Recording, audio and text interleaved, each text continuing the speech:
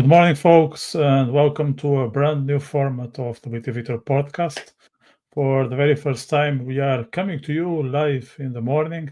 We are testing out a new energy, a new vibe, and of course, tackling some of the biggest issues shaking the UK right now. So today's episode, it's all about the London protests, the rise of antisemitism, and the growing sense of chaos in Britain. So for that purpose, we have an incredible few guests lined up. We have Peter Baum and Garry Craig Powell. We were meant to have Johnny Gould, but he had some last-minute family affairs that he needs to attend. So he will be probably with us next week at the same time. So each of them will bring a unique perspective on what those events really mean for the British society.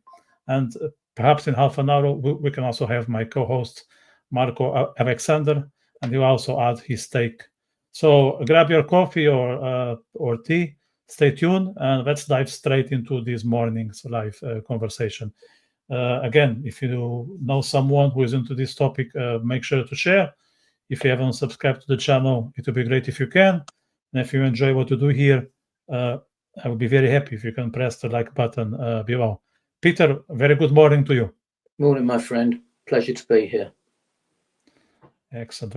Let's get into it. So let me know what you think of the Tommy Robinson protests last Saturday, and what do they reveal about the current mood in Britain in the current day and age. Okay, this was quite a remarkable protest for a number of reasons. The first thing that struck me during the protest, and some of my family and friends were there, was the number of people that turned out. Now, at the time of the event, the media channels that were covering it, and many were not, but were forced to by the sheer size of the event, were underplaying the size of the protests. Some were saying just as 10 or 15,000, when it was clear there were at least 150,000 there. That was at the beginning, and probably in effect there was something like 200 to 250,000 people at the protest, although, as I say, the media played it down. The media organisers, although they did a very good job, could have done a far better job, and let me explain why. During that Saturday protest, in terms of the numbers that could have and would have attended. The protest was on a Saturday. It was in the afternoon, and there were 7 football matches, very well attended football matches in and around the London area and other areas in the UK.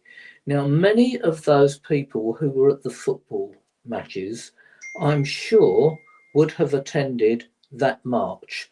So if there's going to be a follow-up march, I would suggest to the organisers they try and do it on a day when many of their supporters were attending other events. But nevertheless, it was an overriding success. The other thing that was interesting was follows. There was a counter-demonstration. Probably no more than, and again, I knew people at that counter demonstration, I knew people there, that was probably no more than 3,000 to 4,000 people, but in the press exposed as being somewhere 5 to 15 times greater than that number. So there was a downplaying of the large demonstration and an upplaying of the counter demonstration. The other thing was how the number of arrests after the event were continuously broadcast on mainstream media. And in fact, the number of arrests were only about 24. At the Notting Hill Carnival, there was something like 528 arrests in the first couple of hours, which was promoted as being a joyous occasion. So that gives you a kind of idea, and to be expected, must be said, of how the media were treating these 2 events. What was also remarkable about the main demonstration was how the silent majority finally came out. I think after all the couple of years we've had of unrestrained immigration, of anti-Semitism, this was a chance for ordinary folk to come out and protest in their tens of thousands they did. Running parallel with the protest, funnily enough, is something you and I have spoken about previously, and that's the raising of the flag, the British Union Jack and the Cross and St George, all over our streets in the UK now, and people actually promoting verbally and on social media, we're sick of the Palestinian flags, take them down, raise the Union Jack flags, etc. So I think the country has woken up, is beginning to understand who those elements are that are demonising the country, and very closely associated with those demonising the country are a number of rabid anti-Semites who are quite influential in the media, in politics, in academia, and in the world of celebrity, which is very disencouraging to Jews in the UK. You mentioned a very interesting thing that actually I didn't have in my list of questions, but now I cannot set it aside. That if the protests wouldn't have coincided or happened around the same time as the football games, the Premier League football games, perhaps the attendance would be even larger than it was. So is there a common ground between the let's say the people attending both events? Is it about the ordinary folk that you just referred? Exactly so. The silent majority have decided at long last not to sit at home, but to challenge what has been years of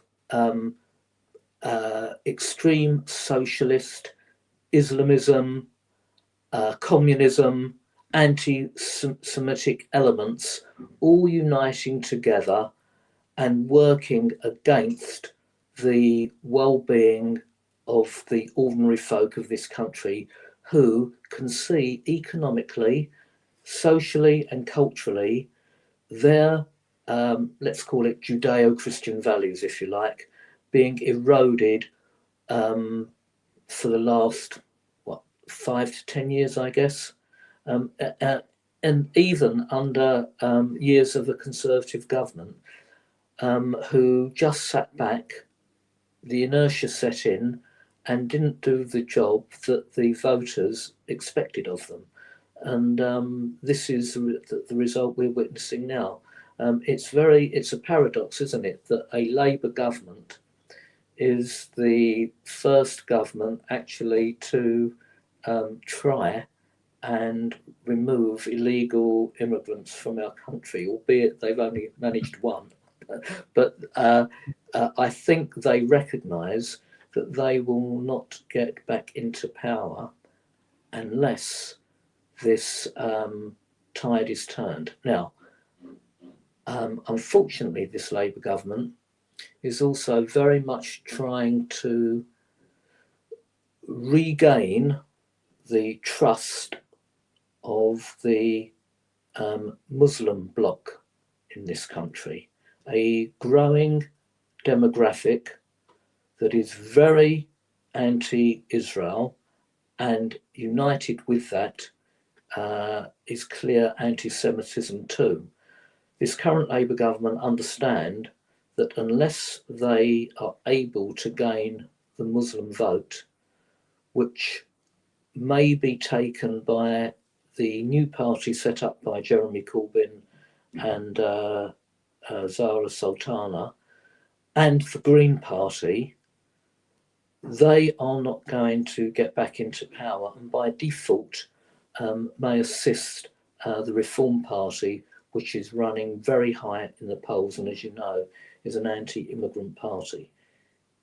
It's possible that Starmer's government recognises this and may come up with some accommodation with both the Green Party and Jeremy Corbyn's party, if those two can get their act together, in order to ensure that a reform government doesn't get in. But that's 3 and a bit years down the road, so we'll see what happens there. Of course, it could be that the Reform Party makes some accommodation with the Conservative Party in order to, well, they would have to, if those 3 other parties that I've just mentioned somehow accommodate each other. So we're in for a very interesting 3 years, but no doubt about it, the country is divided. The only difference is that the silent majority have decided to get up and protest, as the left progressives have been doing for months and months and months. Let me welcome Marco to the conversation, and we'll start talking about anti-Semitism. Marco, good morning to you. Good morning to you from Jerusalem. Morning, my friend. Good morning. How are you, Peter? Could be better. I'm very depressed about the news yesterday about the 4 IDF soldiers and the 2 stabbings at the Allenby crossing. But, Indeed. But Indeed. you know, Israel, being the Jewish state that it is, and the Jewish people have suffered similar events for millennium, and I guess this is going to be an ongoing thing, but still the hurt is no less.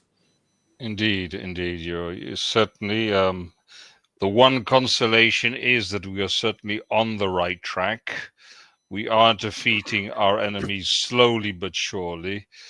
But of course, the families, the bereaved, certainly that will be little consolation in this moment. But overall, it's a much better picture than it was 2 years ago. Yeah, I think if you know, I speak to several military analysts globally, and they say to me, "Look, Peter, go back pre-October the 7th. Look where we were. Look how strong Iran was, and look how strong her proxies were. Now, fast forward and try and forget what's happened in between, but just fast forward and look where Iran is now and look where her proxies are now." And they say to me, "I bet you every Israeli, every government minister, every pro-Israeli person in the diaspora would have taken that, even considering the pain and suffering Israel as a nation has undertaken during that 2-year period." It's quite a remarkable military turnaround. I mean, it's staggering, really. It's almost, you know, if you look back in history and look at how the Jewish people have suffered and come out of it, and then analyse this, it really is quite staggering. No longer are the strong threats from Iran and her proxies as they were, which were very strong pre-October 7th. Now, they've been diluted. If we're talking percentage terms, I don't know, let's take a number, 70%, 75%. That's quite remarkable. It's staggering even. Something of biblical proportions has happened. I think we can use the metaphor biblical proportions. Obviously, there was a learning curve. Israel for many years pursued a very foolish Osloid policy, I call it. It lived in a fool's paradise. It believed that by appeasing the monstrous regimes we have surrounding us, bar none, because I think Israel has to maintain a level of awareness that it had suppressed for many years. And when I speak about this neighborhood, I speak about all the countries with whom we border. Egypt, which is preparing for a war. Yesterday, Sisi mentioned the Syrian president, of course, mentioned Israel as being an enemy. And I must say I'm grateful to him for that. He's being honest for once. We know that the Egyptians have built up significant forces in the Sinai Peninsula in contravention of the Camp David Accords, which I have to be perfectly frank, Israel was very foolish to enter into, relinquishing territory for a piece of paper which has no value in the Middle East. But anyway, overall, the situation is much better. Actually, Peter, I'm more concerned with Britain. I must be frank. I see the Palestinist coalition, the retrovirus of Palestinism, which has weakened and zombified a large percentage of the population. And it was a great with a great sense of relief that I saw this mass demonstration by patriotic English and British people. And there certainly is an awakening. I noted with interest that the mainstream media downplayed the numbers significantly. What's your view on that? It went well over 110,000. I think they were very conservative in their estimates. Just before you joined our conversation, we were analysing exactly that. And just to put it all in a nutshell, the media did underplay the numbers. It was more like 200 to 250,000 and would have been significantly more had not the demonstration taken part on that particular Saturday afternoon, when there was a full list of Premiership and football matches around the country. Right. And tens of thousands of those people who attended those football matches would have been on that march. So in that case, the media did downplay it. They overplayed the number of arrests. They kept, after the march was over, Sky, ITV, BBC, Channel 4, every UK broadcaster, Al Jazeera, were promoting how many arrests there were and promoting the protests as being far right, which it was not. Of course, there was a tiny element of far right supporters, as there always is as these things. But the vast majority of those 200,000 or so people were ordinary folk, the silent majority of all races, shapes, forms and sizes. Indeed. And it was indeed very peaceful. Now, that gives me some hope that the silent majority are aware of what's going on in this country and will act as a buffer, I think, to the rabid anti-Semitism being conducted in some quarters, certainly academia, the world of sport and the world of celebrity. Israel, day by day, continues to find herself isolated by this mass movement, and I've just written an article about this, promoted by the Qataris, who are funding numerous protest movements, numerous charities, numerous Islamic organizations, numerous NGOs, academics and universities in their objective of cementing an anti-Semitic growth business. Hopefully, depending on the results of the next election, that will be exposed and managed. However, again, we were talking about this just before you came on. The current Labour government recognises that if it doesn't regain the Muslim bloc vote, they will not be elected again. And two other parties, the Green Party and this new party set up by the ex-leader of the Labour Party, Jeremy Corbyn, which, funnily enough, has just had an internal falling out, but we maybe come on to that. Those two parties will gain the Islamist vote, the Muslim vote, the anti-Israel vote, and Labour will lose. So what Starmer is doing by recognising that is playing to the Muslim bloc in an effort to ensure they will retain the Muslim vote. But I think it's gone past that stage. And the only thing they can do is to come to an accommodation with the other two parties. On the other side of that, the Reform Party and the Conservative Party will have to unite or accommodate each other if those three other parties do similar, because that's the only way they will get into power. In the current polls, the Reform Party is streets ahead of anyone else, and this in fact reflects what was going on last Saturday. The ordinary folk, the white working class, will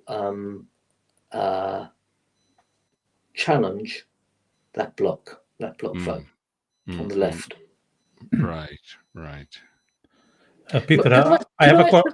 Sorry, could I just come back on one thing about what you said about Sisi and Egypt? I've worked in Egypt for 3 or 4 years, and I keep in touch with all my friends and contacts there. And this is the take they're giving me, not suggesting for one moment that what you have said is true, but this is the take they've given me.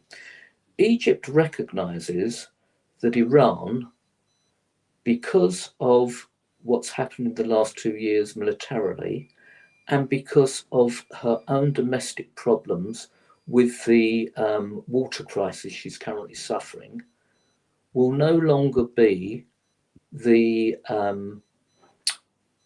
leader in the Islamic world. Iran and her proxies are on a spiraling downward trajectory. Egypt recognises that. Turkey also recognises that. And both Turkey, through the megalomaniac Erdogan, and to a lesser extent Sisi, which will definitely have US backing, see themselves as being the nations that can kick the Iranians from the head of the Islamic world and see for themselves a role as being for time immemorial the leaders that will be heading the world of Islam.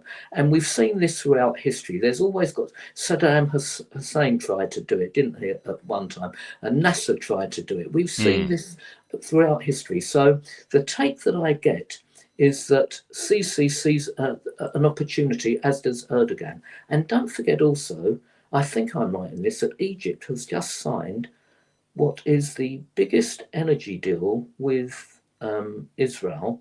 I think it's something like $35 billion.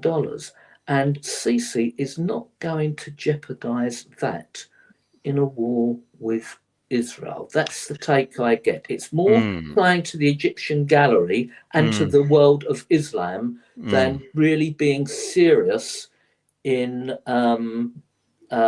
his hatred for the Jewish state. I would draw your attention to, however, to some important historical precedents.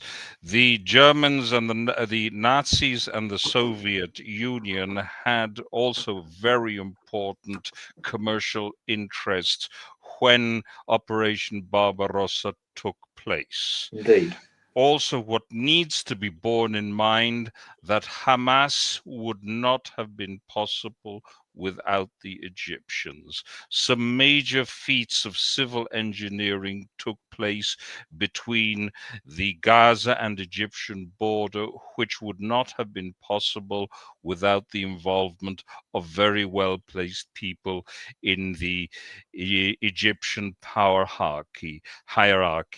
Bear in mind, Hamas and all these Palestinist organizations are to a great extent the products of the wider Muslim world. Indeed. This has to be borne in mind. Egypt has, to all intents, considerations and purposes, been waging a proxy war against Israel, notwithstanding the Camp David Accords. And we really have to internalize this. What Menachem Begin got for the Sinai Peninsula, for returning the Sinai Peninsula, was an apartment, the rental of an apartment in Cairo, where the Israeli embassy is. Okay, that's what he got. And there were no real attempts at normalization. We can't say that the type of relations we have between former enemy states in Europe, such as France and Germany, but by any stretch of the imagination, there has been constant hostility on the part of the Egyptians. Their media continually incites against Israel. Many Israeli tourists have died when visiting Egypt, even recently, in this period, just after the Hamas attack. And it was Egyptian policemen who have very often been the responsible for the murder of Israelis. So I'd be very careful with Egyptians and the little yarns that they tend to spin. I think once bitten, twice shy, and we shouldn't have been bitten the first time either. Let's get into the UK since it's the main topic, if you don't mind. We've deviated slightly off the UK, but it is connected. It is connected. It is connected. No, I understand the bridge between the two topics. You're perfectly right. You're perfectly right. Just to keep the focus. We'll have a separate session, maybe. Absolutely. No, you're perfectly right. You're perfectly right. So, still on the anti-Semitism topic, I would like to understand whether you think this is something new, like some people say, or now is more visible, and if the visibility is related to social media and the TikTok generation. Okay. It's always been there. The BBC have for years had this, it's within their DNA to poke at the Jews, but through the Jewish state of Israel. But it's always been there. Why it's become mainstream and normalized is as a direct result of the number of Muslim immigrants coming into the country who feel emboldened, supported by the far left, which is something we spoke about at our last podcast. And the far left have always had positions of influence within the trades union movement and the Labour Party. So the rabid anti-Semitism, which we're seeing now, and started off being very low-key and not even subtle, but subtle enough through the BBC, and it's really now become mainstream. But the white working class, the silent majority, have decided that they have had enough with Islamism, which in effect will be the buffer for the Jewish people to remain in the UK if that challenge is successful. I'll give you just one idea how anti-Semitism roots itself within the British DNA. In the UK, we have had for the last 35 years 2 mainstream BBC programmes. They're weekly. One is called Any Questions.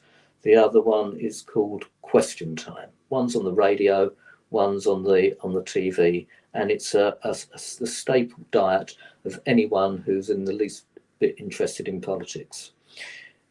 In those 35 years, ever since I've been watching and listening to those programmes, they have always had at least one of the 4 panelists as being what I would consider to be a known anti-Semite, at least one.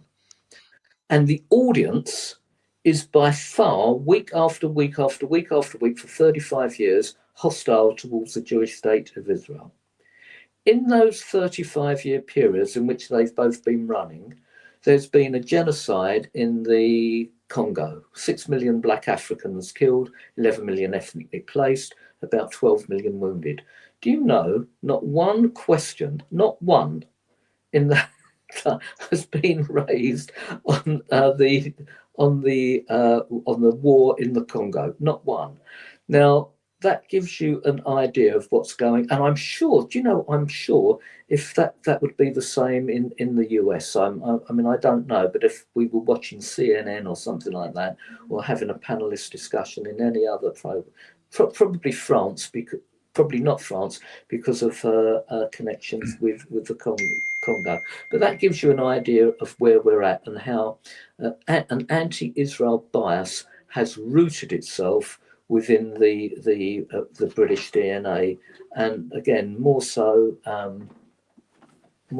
now because of the growing number of immigrants from Muslim countries who frankly have been indoctrinated with extreme Islamism and are over here, many to escape where they've come from, but many buying into the anti-Jewish state narrative. In terms of safety in London, and that's something I'm going to ask even for a personal purpose, because I'll be visiting London in 2 weeks, how careful Jews should be when walking around about displaying some indications that they are of Jewish faith. I'm proud to wear my Magen David and kippah, but I can assure you now that if I were walking around London, I would not be doing that for fear of some socialist or Muslim or, just being rude to me or maybe even more violent. It's just not worth it. Israel is the only, actually Hungary too, fun enough. I have some friends who have been recently visited Hungary. Israel is the only place where a Jew can rest assured he will feel safe wearing a kippah and a Magen David in full view. It's that bad. The local synagogue I go to, for years we've had security gates and security guards at our entrance. There are a growing number of synagogues in our area because the Orthodox community is growing. Now, we have a large mosque in our area. That isn't subject to security gates or guards, but our synagogue is. So that gives you an idea. Myself included, and many of my friends have started the aliyah process, which I have to tell you is quite a complex bureaucratic procedure, but I'm kind of 4/5 of the way there. So that gives you an idea. And I'm doing that in as a kind of a backstop if the change of government in the next election is not one that I feel is Israel friendly. Yeah, just one comment on what you just said. I was in Hungary 2 weeks back or something like that. Yeah, and your friends are right. Overall, it's okay. I would just be careful if you're walking next to a big football stadium, because there are some far right elements there, and they basically hate everyone that is not Hungarian. Okay, Yeah. so they are. It's not about Jews, not about Arabs, not about Gypsies. They are very much. The Jews are included within the mob. Yeah. Okay. Yes. Yeah. So just an advice for people. Marco. No, I think Peter, you're absolutely wise to make these moves, these aliyah moves. In fact, we'd love to have you here, to be perfectly frank. I think it is a very good move, even if it is at the moment a precautionary move. It is indeed. Yeah, things are not looking very good at the moment in Britain. I fear it'll get worse before it gets better. It's certainly not the country that neither my father nor my grandfather, who were born in the UK, would recognize. It is a very hostile environment at the moment. I hear that from all quarters, from friends and family who have stronger links than mine, even though my links are quite strong with the UK, but I was actually born in Ireland. So I grew up on the BBC to a great extent, watching the BBC. And it was a very different BBC because at least there was a semblance of impartiality, even if reading between the lines, it wasn't quite impartial. I remember the broadcasts. They used to have Michael Elkin. Do you remember Michael Elkin? I do indeed, yeah. Broadcasting. So at least there was a semblance, and there was a certain interest in things Jewish as well, which now seems to have dissipated. But Britain's problem is that it, to a great extent, is the erosion of its own Christian core. This I believe has compromised the British sense of self, and I think they find it very difficult to orientate themselves. What is happening is that what has one of the religions which has managed to insinuate itself into Britain, of course, is the woke progressive religion, which doesn't really provide very sound moorings. And we see when this solid base, which Christianity certainly did form, when that was forsworn to a great extent, what happens is that Islam is filling the void, because it does provide, whether one agrees with it or not, it does provide this sense of belonging and its own firm framework. So I think Islam is filling a void. Notwithstanding that, people seem to be showing a greater awareness that they do come from somewhere. They do have a past. They do have a past, and they perhaps do have a duty to transmit what they inherited to future generations. Great. I think the erosion of Judeo-Christian values, because of the progressive left, runs parallel with the anti-Semitism that we're now witnessing in the UK. I think that's true all over Europe, I must say, especially where you were born in Ireland. In Spain, indeed. Yeah, in Spain, yeah. definitely, and other countries too. In Ireland, I noticed there has been an awakening. There is an awakening. I don't think it's quite at the stage we see in the UK, but something is slowly but surely happening. Perhaps they see the disaster which has befallen the UK, and perhaps they feel the need to nip things in the bud. But it's going to take a lot of work, because the elites don't want it. They have essentially sold out. As you mentioned before, the influence of Qatar, which is basically a crime syndicate awash with money, and which has insinuated itself into every level of British society. Just to the Irish comment, Marco, now that you mentioned, I don't know if you are aware of that, but there will be a presidential election taking place in late October. And Conor McGregor already withdrew, which I think it disappointed a few people, and relieved a bunch of others. But the issue is not that. The issue is that the Irish are not able to get together around a conservative candidate. There is a lady, her first name is Maria, I can't remember now her surname, and she is running as an independent, and to be able to pursue her, her route to the elections, she needs to get 20 nominations, which is quite tricky. 20 nominations around the country. So basically, she needs to knock every single county door and get a yes. At the moment, as far as I'm aware, she is at 12. So there's still a gap. Maybe she can get into 15 if Independent Ireland helps. But if not, what happens is all the candidates are going to be far left or just globalists, which in this day and age means the exact same. So I think Ireland is still behind. I listened to her. I didn't know her.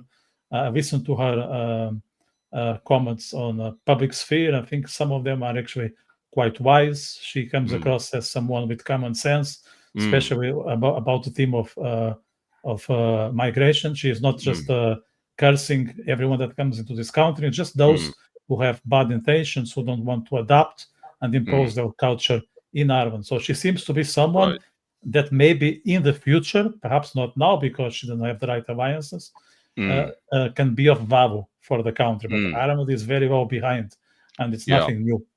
Yes, Ireland is very much behind. It hasn't managed to establish an independent and a new media channel as well, such as has taken place in Britain. And also, there are a lot of channels on social. You can confirm this, Peter. On social media, we have the New Culture Forum. We have a lot of interesting organizations which are very active in the social media. Wouldn't you agree with that, Peter? I would. I think actually the vast majority of younger children no longer are looking to mainstream media for their output too. They're getting it from social media. Now, in social media, people like us can challenge. We've got an equal platform. irrespective that the majority may be on one side. At least we can challenge fairly and squarely on the other, unless, of course, the social media platforms get too many influential negatives on and decide to block people like myself, as I have been occasionally. But I think at least there we have can challenge. The other thing is, things never stay the same. I can actually see many European nations tiring of the Islamism that is encroaching in their daily lives. And it wouldn't surprise me if we get to the stage here in Europe where Trump and the MAGA movement have got to in the USA. There are pockets of extreme Islamism, such as in Michigan, but the vast silent majority are fighting back, and they're fighting back against those supporting Islamism, which is on the, let's call it, the progressive left.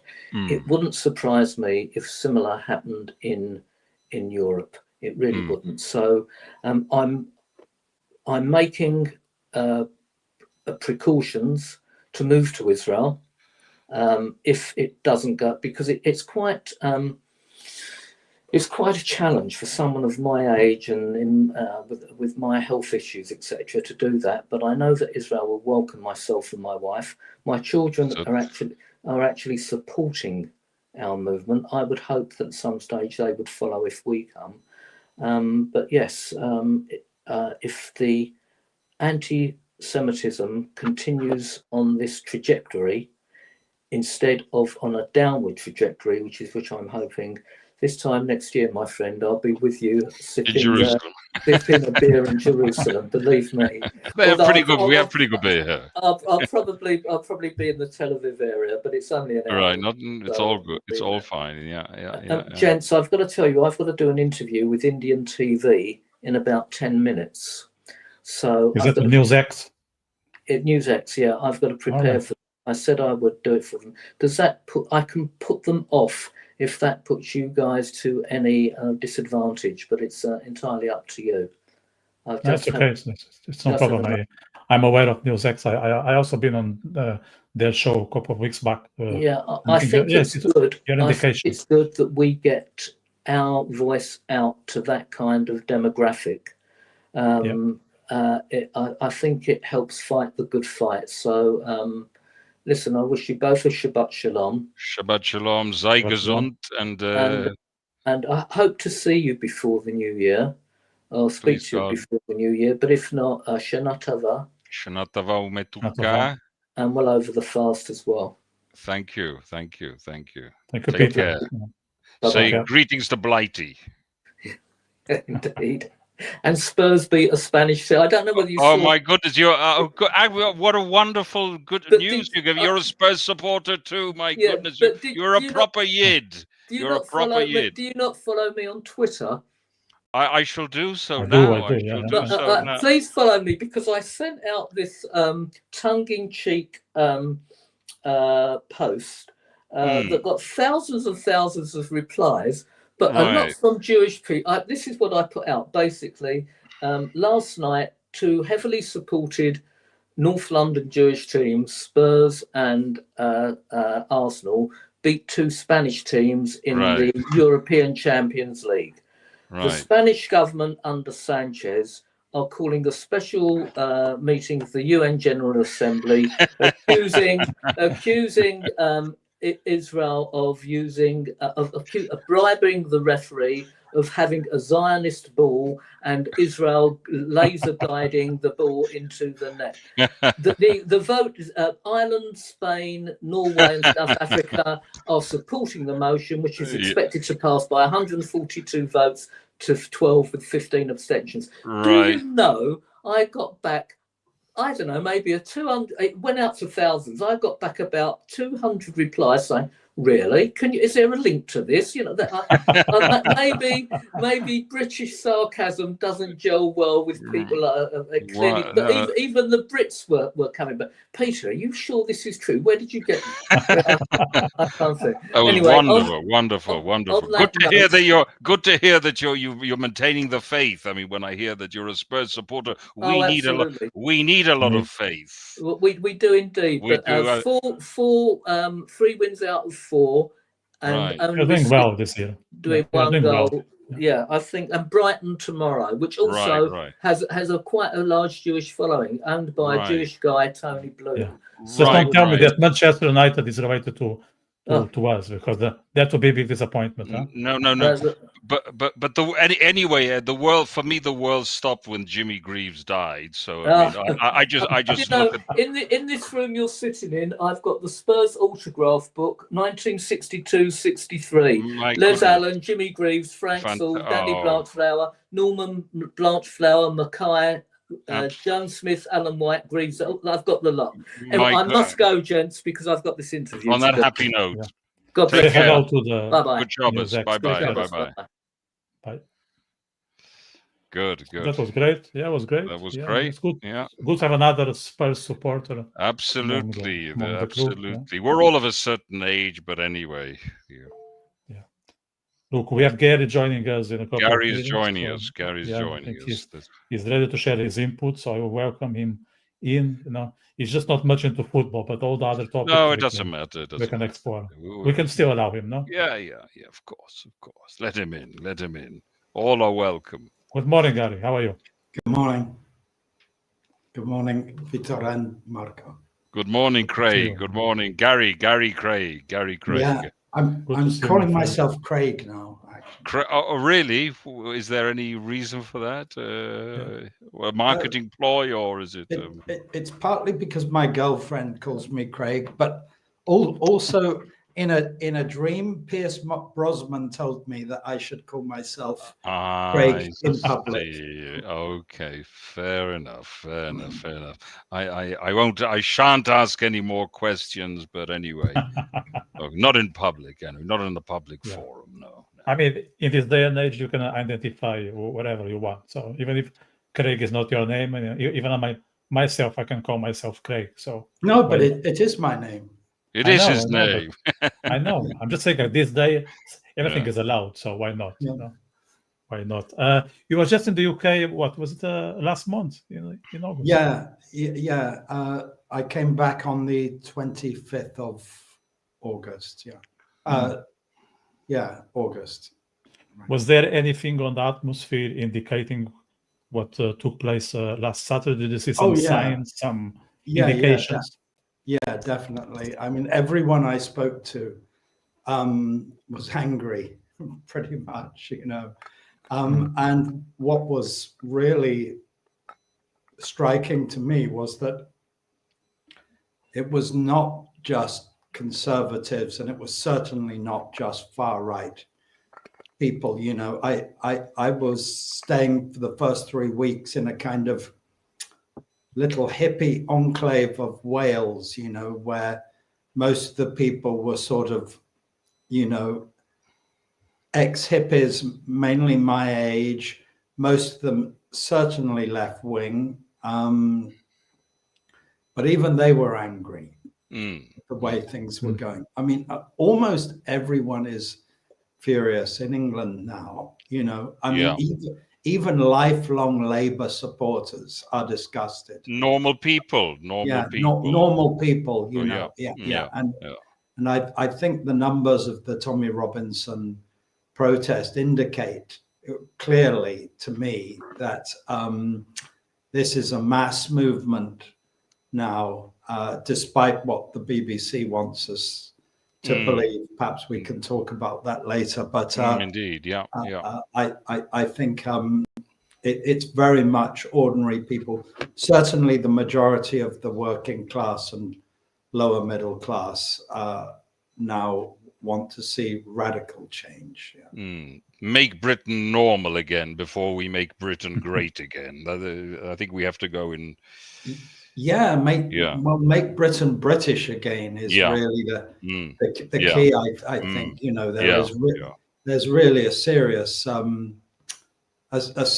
threat of basically a Muslim takeover now, and it's very apparent in many of the cities now have majority Muslim populations. We have Muslim mayors in a lot of our major cities, yes, including London, as you know, and there's no question that they're pushing their agendas, and their agendas which don't tally with what the majority of the population want.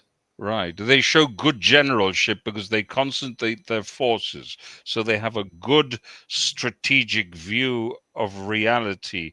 And Britain, unfortunately, British people who are fair-minded people have been a little bit naive because they've never had to deal with a monster of this sort in the past. And I'm talking about Islamism. I'm not talking about decent Muslims, because we know that they're there and they're intimidated as well. The problem is with the liberal and fair-minded people is that they are suspect to this. They're and susceptible to this type of thing. And it's like introducing a species, a foreign species, into an environment which had never had to contend with this. What springs to mind is the image of the lamprey. Are you familiar with that animal that was introduced into Lake Ontario, I believe, and it wrought havoc on the local fauna? This is a metaphor which I'd use. The British people, unfortunately, really need to take maybe also unpleasant action. Maybe they're going to have to think about some really drastic solutions with regard to antagonistic elements. I agree. What do you mean by that, though? How far? What I would do, certainly, I mean, people who do not subscribe to the British way of life, people who are advocating systems which are totally at odds with the British way of life, should really seek another home. And I think measures such as withdrawing citizenship should be considered. I think people who do not speak the language, who cannot communicate with it in the same moral system, with the same mores, really place a lot of stress on the social fabric. Yeah, they do. And we have economic as well, actually. Indeed. Yeah. But so I think go on. There's a comment here that I'd like to put on the screen just to make sure the session is dynamic. Someone is asking, who said the Muslims here? They are just the two who owns and runs the NGOs bringing them. Is there someone behind the scenes manipulating the demographics of the UK and Europe as such, in your opinion, Garry? Well, you certainly can't point to one particular person like George Soros or King Charles or anything. No, I don't. Too simplistic. That would be too simplistic. We can't be that specific. I mean, in my opinion, it's this new elite which has more or less replaced the traditional British elite, which was a largely aristocratic elite supported by a kind of upper middle class managerial elite, which shared their values. But we now have a new elite that's come from the middle class and has been indoctrinated in left-wing, really neo-Marxist theories, Marcuse, Gramsci, those kind of people. And yes, they obviously want to replace the native population in the kind of naive belief that they're going to be able to bring about this sort of globalist, utopian, socialist society with these people from all over the world. You know, I don't know if you've seen Sadiq Khan's new propaganda advert about immigrants, but he's just brought out an ad in which he says everyone is welcome. It doesn't matter. He quite literally says this. It doesn't matter what intelligence you have. It doesn't matter where you come from. You have what it takes to become a Londoner. So, you know, everyone is welcome in London except Londoners. I mean, it is a kind of cultural genocide, actually. I mean, Londoners are, it's a pity Mr. Baum is not here now, because he sounded like a Londoner to me. But you know, Londoners are leaving in droves. There are hardly any Londoners left in London now. They've all gone to Essex, Kent. You know, they've all left for the suburbs. It's a foreign land, isn't it? It's a foreign land. Yeah. I think for a genocide, you're right. A genocide in some shape or form is taking place. It's a sort of a gentle genocide, and I think for that to happen, the precondition of that was neuronicide, for people basically to stop thinking, to be zombified. And I think we've seen this. This was set in train a long time ago in the educational system and also in jurisprudence. I think the judges are also, the judiciary in Britain are also very problematic, as they are in much of the rest of the Western world. But people stop thinking. They basically latch onto the emotive. They have no longer a sense of self. That's been eroded, okay? And they speak in set phrases and commonplaces, human rights, this, that, and the other. There's no sense of being part of a wider narrative, of having inherited something and having the duty to transmit that to one's descendants, to one's children. Right, yeah, I agree. And that of course, that sense of history and heritage has been very deliberately crushed. There's no question of that.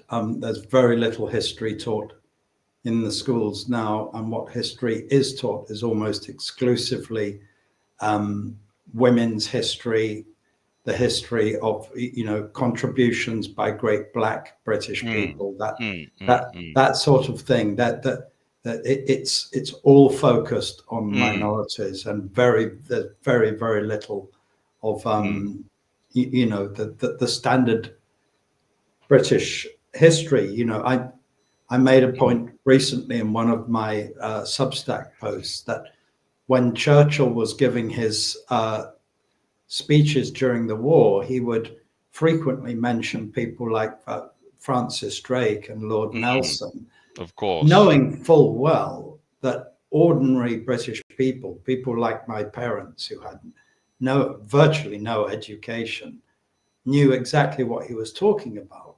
And you couldn't do that now, because the latest generation don't know who Lord Nelson and Francis Drake are. Indeed, they've been painted out of the picture. They've been painted out of the picture. Indeed, yeah.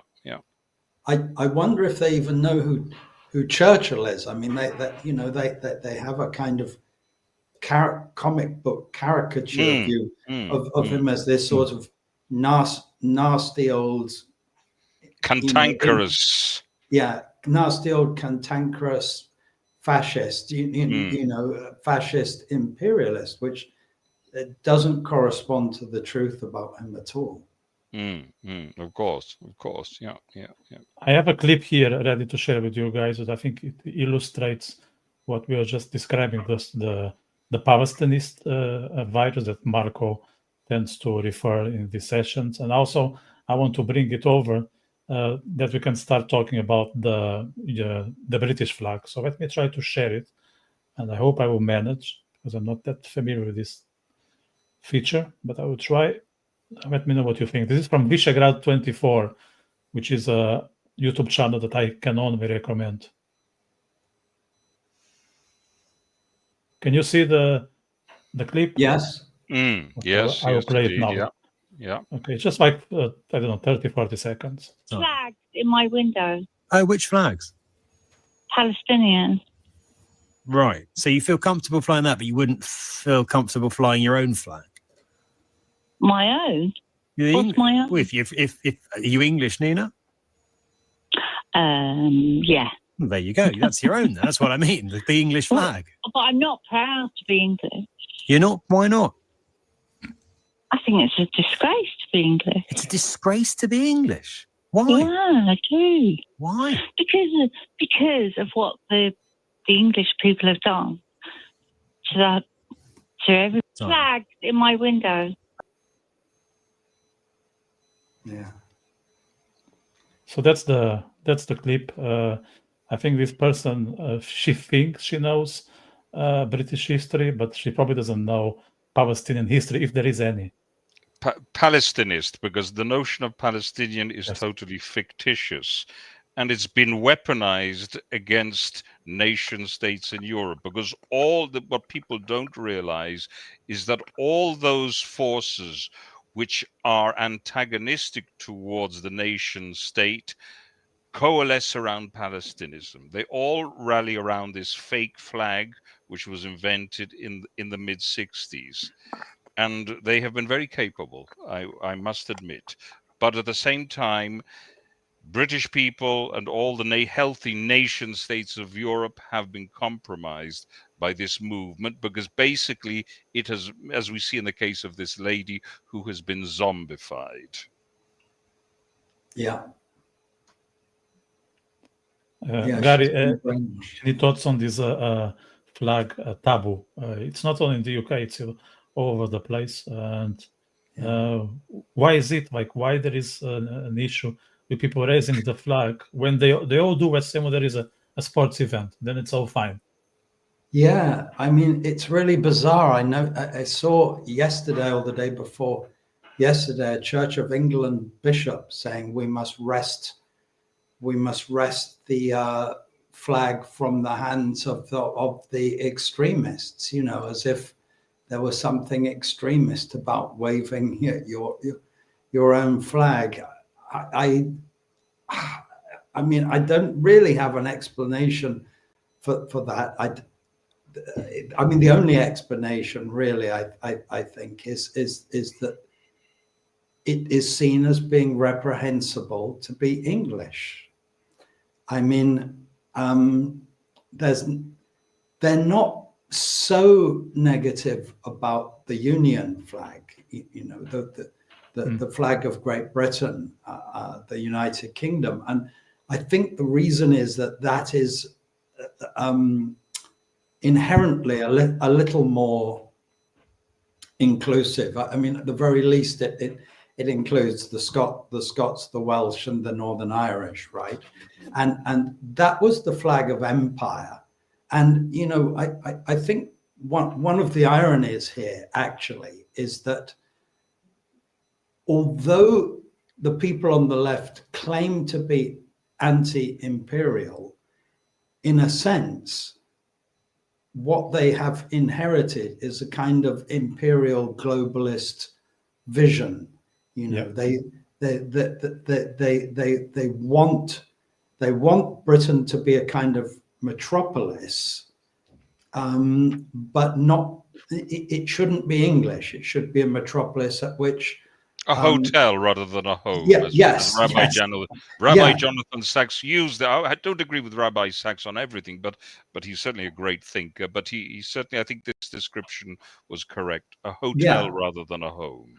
That's right. And that I saw an interview with the Dalai Lama not long ago, and there was a BBC journalist of Indian background interviewing him, and she was asking him about what he thought about the immigration in Britain, and he said, well, I think England should be for the English. And she was visibly shocked. Taken aback. It wasn't the answer she wanted. Right. And she said, yes, but my parents came from India. There's nothing wrong with that. Is there? Surely people from India should be able to come here if they want to. And the Dalai Lama said, well, no. He said perhaps in small numbers, but if you're talking about a situation where the majority of the people are not going to be English, then that's not right. But the BBC journalist's interviewer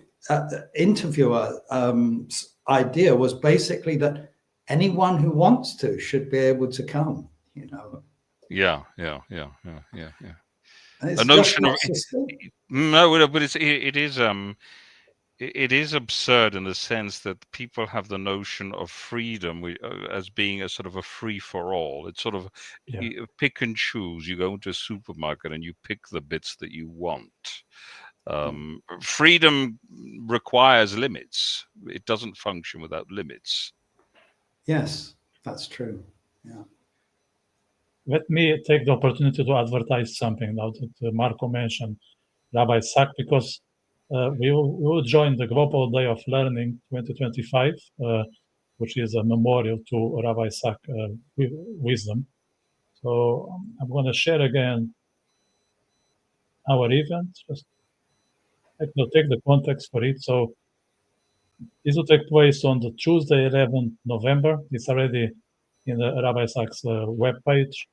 We will talk about Israeli and Jewish resilience. So there's a title, Between Silence and Psalms, a reflection on Israel's incredible resilience in wartime. So we're very honored to take part in this day of learning. We will resemble Rabbi Sack philosophy and Jewish faith. So make sure to put on the calendar 11th of November, 7:30 Irish time. Just want to share this with the public. Garry, just back to you. Do you think the protest on Saturday was a one-off, or did it be the first of a few? I'm sorry, could you repeat that? I didn't catch it. If you think the protest on Saturday was a one-off, or it will be the first of a sequence? Oh, I think it's certainly the first of a sequence. Yeah, I mean, it was so successful. We don't know the exact numbers. I mean, Tommy Robinson said 3 million. I think it's difficult to know how many there really were, but clearly the BBC's estimate of 100 to 150,000 was somewhat suspect. Yeah, very suspect. I think clearly it was well above 1 million. I mean, the whole of the centre of London was taken up with it. I think there will certainly be more. And if the government doesn't respond, as so far it hasn't, it's insisted on, it's basically gaslighting, isn't it? It's calling all these people far-right extremists, which they're not transparently. If they don't respond, they run the risk of them becoming violent. I mean, this protest was almost entirely peaceful. There were 25 arrests, and I think 15 of those arrests were actually not the patriotic protesters. They were the counter protesters, the so-called hope, not hate people. I call them hate, not hope. But so I mean, upwards of 1 million people for 10 to be arrested. It's really negligible. It was an extremely peaceful protest. Clearly, these people were not radical fascists, who want to destroy and are vandals, football hooligans, as the left have characterized them. No, of course not. But sorry, Craig, if I no, go on. What can one expect from a prime minister who has difficulty in distinguishing between a man and a woman? I mean, his perception of reality is clearly wanting.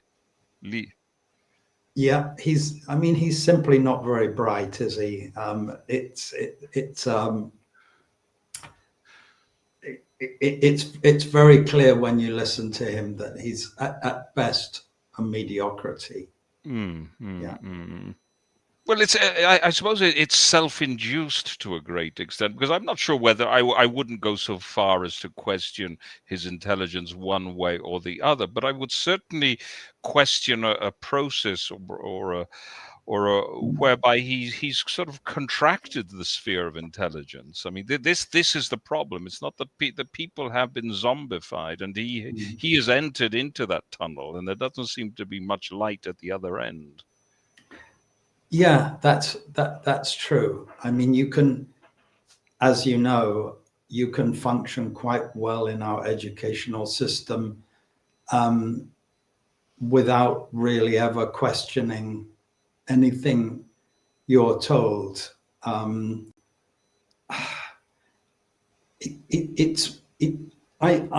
don't think he is very bright, actually. I'm not saying he's below average intelligence. He would probably be, what people call a midwit these days. My guess is I've taught a lot of people, so I have a little bit of an idea of IQs. My guess is that he's around 110, 120 maximum, which is not stupid, but it's not really intelligent enough for the job he's doing. And someone of that intelligence is quite capable of getting a degree, probably even a master's degree, but they won't necessarily have any original thoughts or be capable of really critical thinking. And I don't think he is. He's just followed the same sort of Trotskyist playbook that he's been reading from since he was in his 20s. Right. And you say something very interesting, was I look back at the debates in the House of Commons, and indeed on the BBC program Question Time 30 or 40 years ago, and I compare them to now, and the difference is enormous. It's shocking. It's shocking. Absolutely. I've been reading Andrew Roberts' biography of Churchill, and you read, Churchill's speeches, of course, were exceptional even at the time. But even when you read people's replies, I mean, they were so educated, so witty as well. Indeed, and nuanced. Putting out on the Witty Vitor's show that intelligence is frequently associated with wit. Actually, you don't get a lot of real wit. I mean, there's sarcasm still in the House of Commons, but not very much real wit. It's pretty substandard compared to what we were used to, people of our generation. It is pretty low grade stuff. It's all black and white. There's nothing in between. There's no room for fun or for being ambiguous in a positive sense. People just take a side and then they will fight for it to death, which I think it's not really. You don't need a lot of brain, let's say, to go that route. It's just you wear a jersey and then you are all for that team. But that's not how free thinkers behave. I would say. Well, it does, of course, simplify the process of collective zombification. I mean, when you do reduce vocabulary, when you do limit syntax, that's a pretty good recipe for reducing people to something very basic. There's a comment here that I want to bring to the discussion. Actually, I had that in mind. And so this gentleman, Nicholas, is mentioning the only person in our Commons is Rupert Lowe, true constitutional, as was Churchill, and I think we have a couple of conversation about this Rupert Craig, so I would like to get into it. And I also want to tangle that to the situation in the US, because now we see a split among the right wing in the US between, say, the Candace Owens, the Tucker Carlson type of people, not to mention Nick Fuentes, and then the other ones, the Ben Shapiro's, the Trump team. Yeah. Is it something that it's somehow similar to the UK, since like Tommy Robinson and Farage don't get along? The right is certainly split, much more than the left is, which I think is one of our big problems.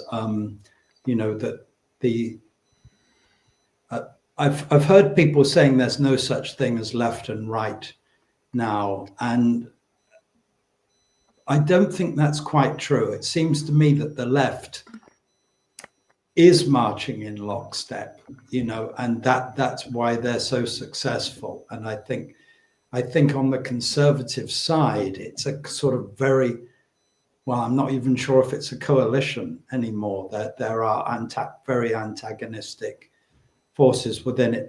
I think the British situation is a little bit different from the American one. I do agree with Mr. Gauguin. I'm not sure if that's how it's pronounced.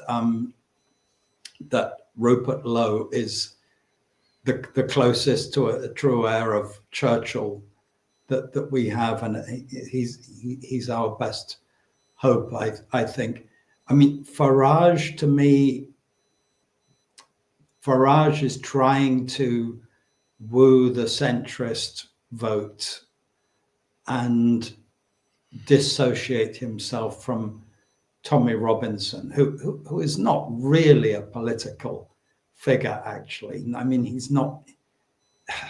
He's certainly not a sophisticated figure, I mean, Tommy Robinson, I think, is not angling for political power. He, as far as I can tell, he just wants to be a spokesman for stopping immigration.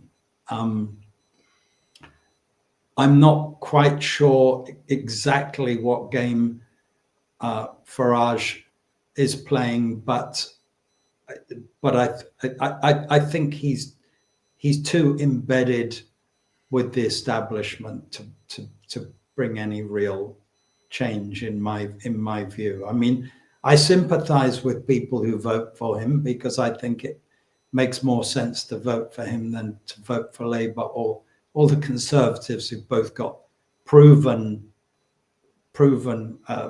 records of failure. Yeah, Farage has controlled opposition.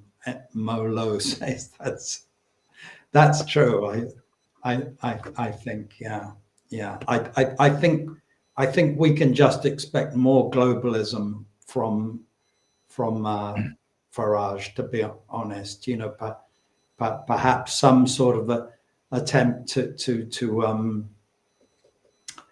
pretend that they're limiting immigration, cut down on the illegal immigration a bit, perhaps. But I mean, that's only 4% of the total immigration anyway. This is something most people don't realize, is that the real danger to the country is the legal immigration.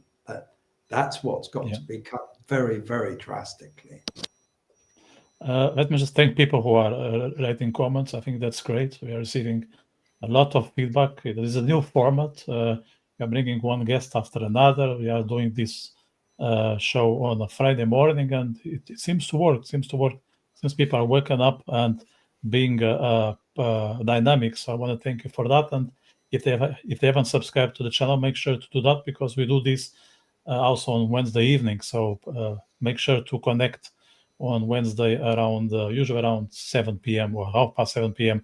in the UK. Now, the same person who said that Farage might not be the right individual to lead the country is also being very simplistic here. That's something I want Marco to comment. He is just saying, and hold your horses for 5 seconds, Marco. Even 6. What's he saying? Ben Shapiro is Mossad, okay? And then he's just concluding the split in the right wing are those who have been bought off and those who are on us. Garry Craig changed sides last week. I would like this person to unpack on the comments what means being a Mossad asset. I don't. To say someone is a Mossad. I don't know what is that. Do you know, Marco? I don't know. I don't think the person who makes these assertions has really thought things through. Or probably listening to a lot of different people and trying to make sense of the world. But I don't think that's the way to go. To be honest, I think you've got to delve a little bit more into that and not just chuck things and beg the question, essentially speaking. He does bring up a good point, though, that the right is split very much on the question of Israel. And I think we have to recognize that there is real anti-Semitism on the right as well as on the left. Oh, absolutely. Historically, there's been that is perfectly true, that there has been traditionally anti-Semitism both on the left and on the right. But that generally speaking, we knew. What has generally been denied in recent years is that it was possible for a left-wing person to be anti-Semitic, because we know the history of right-wing anti-Semitism going. I mean, in recent times, in the modern period, we can look at the Dreyfus trial and the Dreyfusards and we know about, and also the clerical anti-Semitism. What generally seems to, but what people have been generally trying to hide is that it wasn't possible for a left-wing person to be anti-Semitic, which is quite untrue. And in fact, now I believe the more powerful and the more virulent forms originate on what we understand as being the left. That's my I think that's true. Yeah, I actually observed that when I was traveling in Central Eastern Europe. There is a taboo about in that part of Europe about opposing Israel, because it might resemble what was the mindset in the 30s or in the 40s in countries like Hungary and Ireland. So it's very hard for them to, let's say, cheer for the so-called Palestinist agenda, because they might be seen as their ancestors, their grandparents or something like that. But I think it will change with social media. I think it's a matter of one generation, and we will see left-wing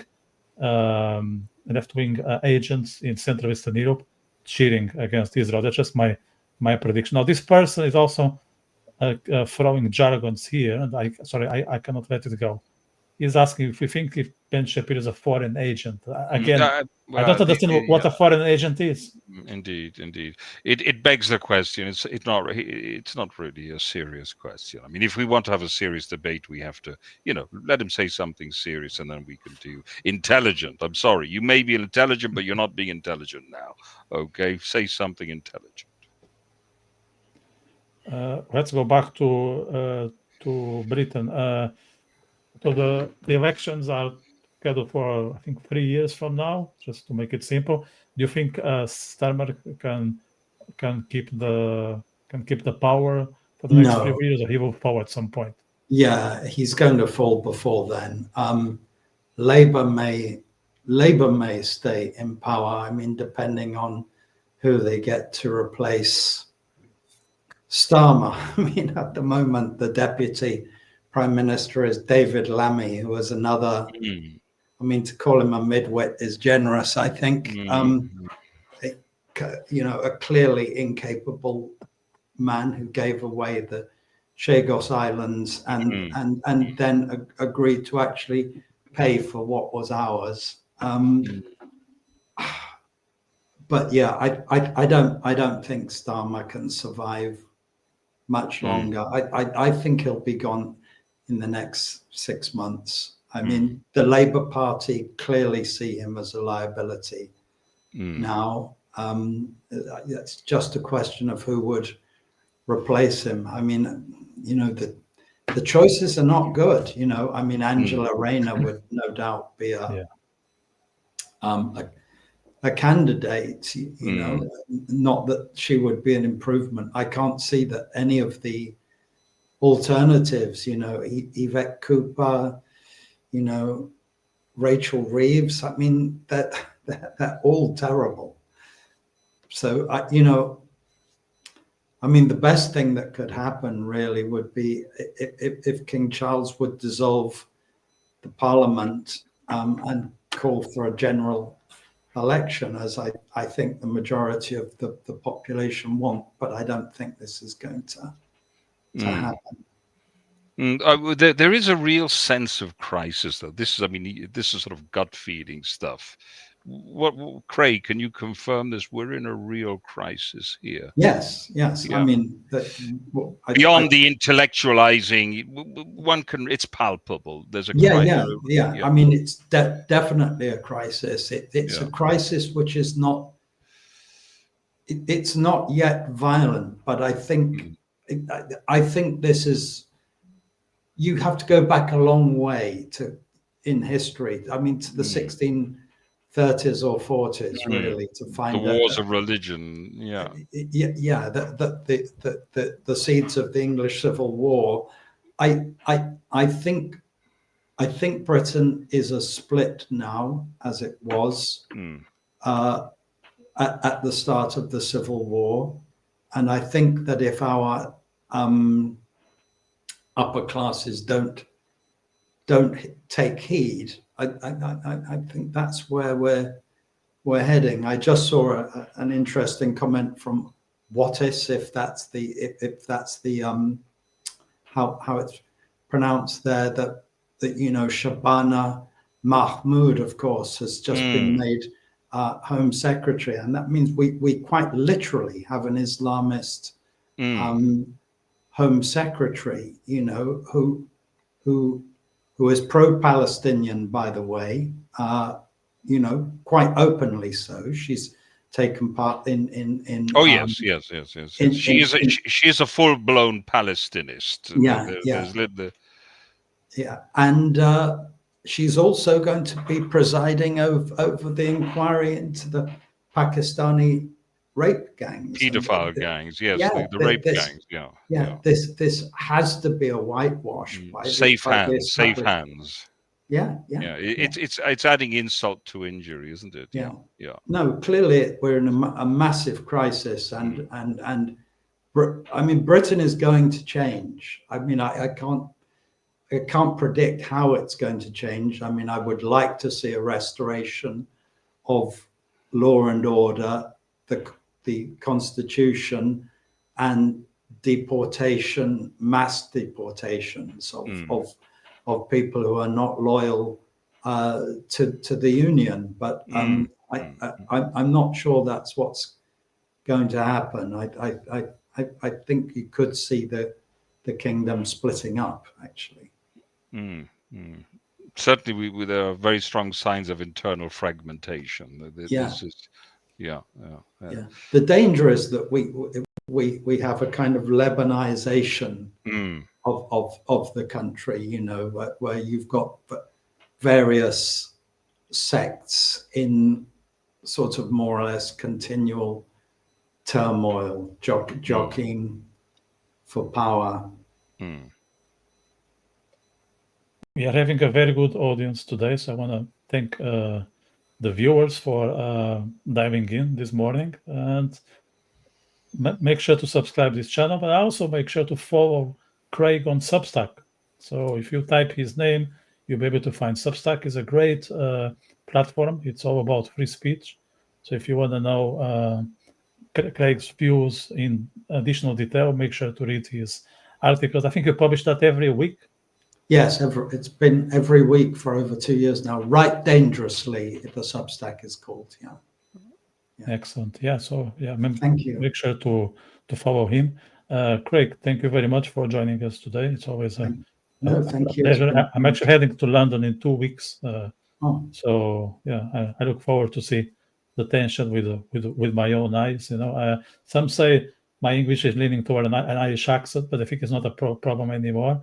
But what I would do is if I get into trouble, I just pretend I'm a migrant, and maybe I'm welcome with some meals by the progressives, and I can save some cash, because I know London is very expensive. So that's the advice I receive.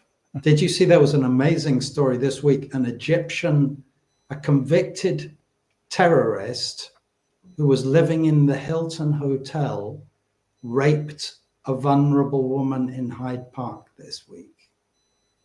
I mean, he was quite literally a convicted terrorist, and he's in our country living in the Hilton Hotel at the expense of the British taxpayer, and he's raping people in Hyde Park. It's just astonishing. It's complete. It's a state of complete madness, and the United Kingdom seems to be a colander at the moment. Yeah.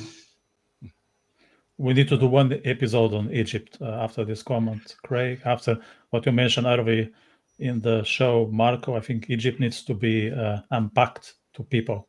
Closer scrutiny. Yeah. They may be preparing for something nasty with Israel. So, I want to thank everyone who joined us this morning. Hope they made the most of the conversation. Make sure to press those 3 buttons below: subscribe, like, share. We'll be here again next Friday because we were meant to have Johnny Gould, but he had some family affairs to attend. So he will be with us, he promised, 10 a.m. next Friday. And he is also an important voice in Britain these days. So I'm very eager to hear from him, and I think everyone will benefit from understand his situation his understanding of the situation in Britain, in particular the Jewish community. So with that, I wish everyone a good weekend, and I'll see you very soon. Take care. Bye-bye. All the Bye. best.